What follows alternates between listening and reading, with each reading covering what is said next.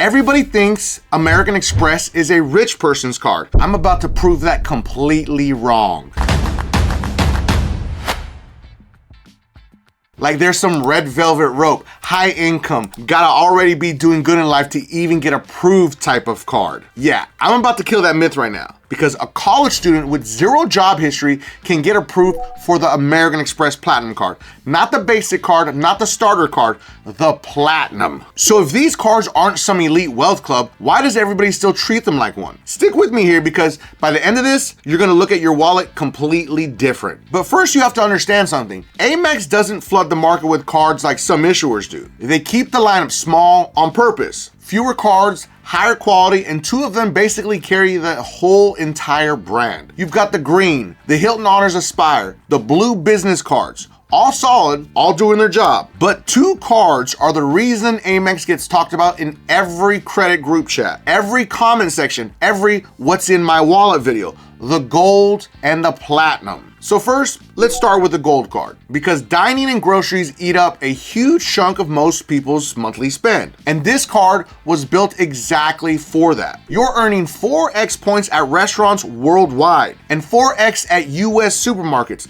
the strongest multiplier out there on these two categories, to be honest with you. Then you're gonna add in dining credits, Uber Cash, a Resi credit, and a Dunkin' credit, and you're looking at real credits every single month if you actually use them. And that's the important part, using them, because the annual fee sits at $325. If your spending already lines up with food, this card can pay for itself before you even touch the points. Now, of course, the big head honcho, the Platinum card. This is the card people picture when they hear American Express. You're earning 5x points on flights and prepaid hotels through Amex. But that's not even the real pitch, because the real pitch is the credit stack: dining credit, hotel credit, digital entertainment credit, Uber Cash, a Lululemon credit, plus lounge access through the Centurion Network, partner lounges, and automatic Hilton and Marriott Elite status with zero extra spending required. But the massive annual fee is $895, the highest of any personal card out there. Expensive, of course, no doubt. But for the right traveler, this thing pays for itself and then some. Little quick tip here, never ever use your points to book hotels using your American Express points. I tried to do that the other night and I was like, Jesus, I was like, over 100,000 points that you'll burn in the hotel area just for one night. I was like, that's pretty crazy. I mean, granted,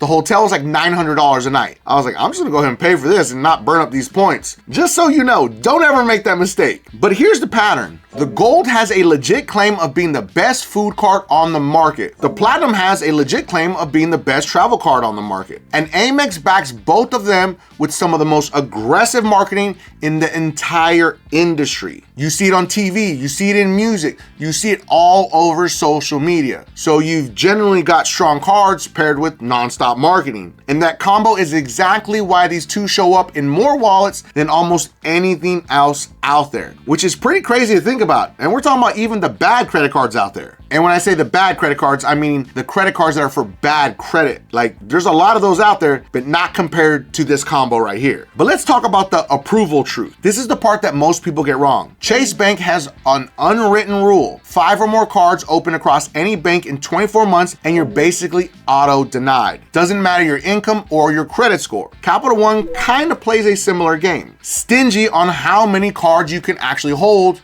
and not a fan of recent applications either. Amex runs completely different. Wait for it, wait for it. You can hold up to 12 American Express credit cards at once, personal and business combined. And charge cards like the Platinum and Gold run on a separate limit, up to 10. Little secret here. If you have a business credit card with American Express, you can get up to 99 additional employee cards for your business credit cards. Yes, you heard that right. And every single time you open one, you get another bonus sign-up feature with it, meaning you can get like 10,000 extra American Express points, 20,000, 25. It varies from account to account. But that's pretty crazy when you think about it. But neither rule gets enforced as hard as people think. And here's the detail most people sleep on. Your first American Express application is a hard pull, but once you're already a card holder, additional applications never trigger another hard pull. They only trigger a soft pull. And that's a real difference from issuers who pull hard every single time, or do a hard inquiry every single time. I want to give a special shout out to all my beasters out there that are working hard to fix their credit using DisputeBeast, the most advanced AI credit repair software ever created that comes with the 110% money back guarantee. But specifically to Tanya. Tanya's credit score went up 289 points after just one round with DisputeBeast. And Christian's credit score went up 366 points after just one round with DisputeBeast. And let's not forget about Allison.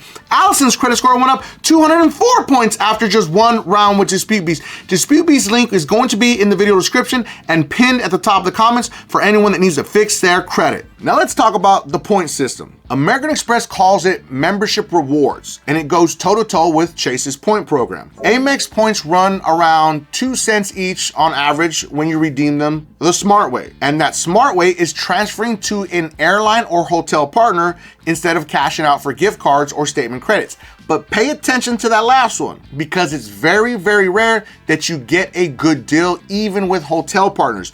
Understand, you're burning up a lot of points, exactly as I said just a little while ago. And that smart way is transferring them to an airline or hotel partner instead of cashing out for gift cards or statement credits. And here's something Amex does that Chase doesn't. Even a no annual fee card can unlock transfer partners. With Chase, you need one of their fee-paying cards to get the same exact access, which is kind of crazy, but it makes sense because it's Chase Bank. But earning is simple too. Spend in your bonus categories, hit sign-up bonus minimums responsibly without going into debt to chase points, and stack cashback shopping portals on top of your regular spend so you're earning twice on purchases you're already making. This is the part I want to talk about the most. Customer service and protection. Because listen, numbers are numbers, but this part is a feeling and it matters a lot to you because Amex consistently runs a stronger support experience than most major issuers. You can get an actual human on chat or in phone in minutes instead of bouncing through automated menus. Platinum holders are also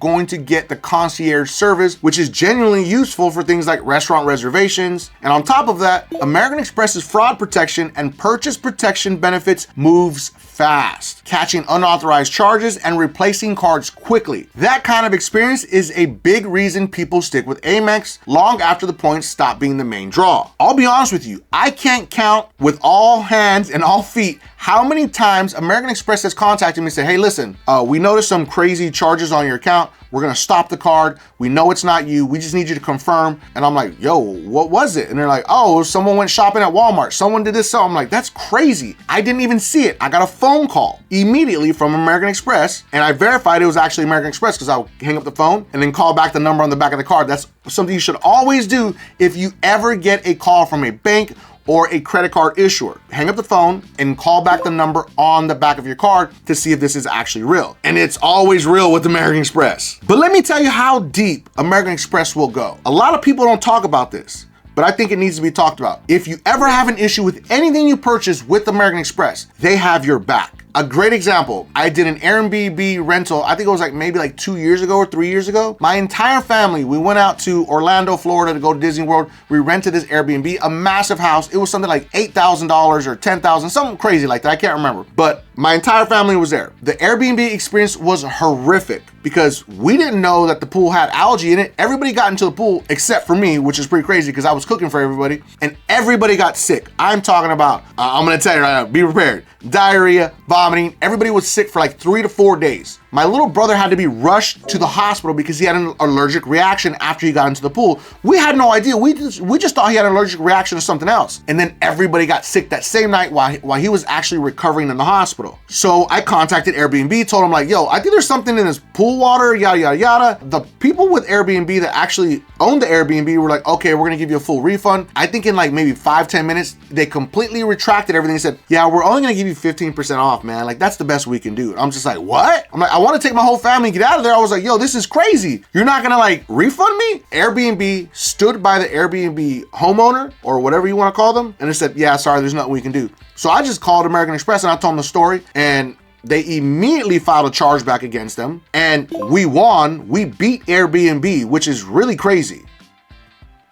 Last part's the most important. But understand, I did submit all of the information to show proof of what actually happened and how they actually said they were gonna give me my money back, and then they retracted it like 5-10 minutes later. But that's just a small example of how many times American Express has had my back. It's really crazy, and it's what makes being an American Express actual card holder totally worth it. Now, of course, there are real downsides, so let's be fair, because every card has its trade-offs. First, the fees are steep across the whole lineup, not just the gold and platinum. Second, Amex isn't built for beginners. No student cards, no secured cards. So if you've got zero credit history, Chase and Capital One give you an easier on-ramp. Third, acceptance still lags behind Visa and MasterCard, especially internationally, because merchants pay a higher swipe fee to accept Amex. And listen, it's gotten way better over the last decade, but it's not universal yet. If your spending doesn't line up with dining, groceries, or travel, a simpler cashback card is probably a smarter move for you. And there's nothing wrong with admitting that. So no, Amex isn't some rich person only club. It's two genuinely strong cards backed with aggressive marketing with approval odds that are way more forgiving than most people assume, wrapped up in a point system and a support experience that keeps people loyal for years. I'm gonna be honest with you. I've gotten people approved with 620 credit scores, even a 580 credit score, to get an American Express Platinum card, which makes no sense to me, because a lot of people, the first thing they want to do when they get their credit right is say, I want an American Express card, Mike. And I'm like, but why? Do you travel? And they're like, no, I just want it. I'm like, okay, all right, sure.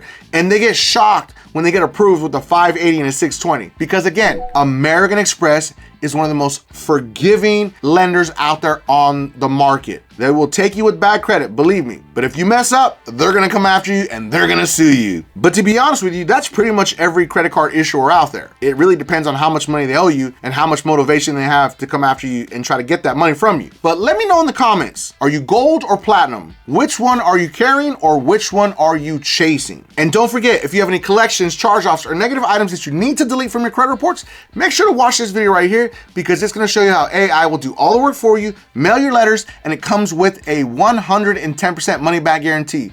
And if you felt that I brought you some value in this video, make sure that you don't forget and subscribe to increase your credit score.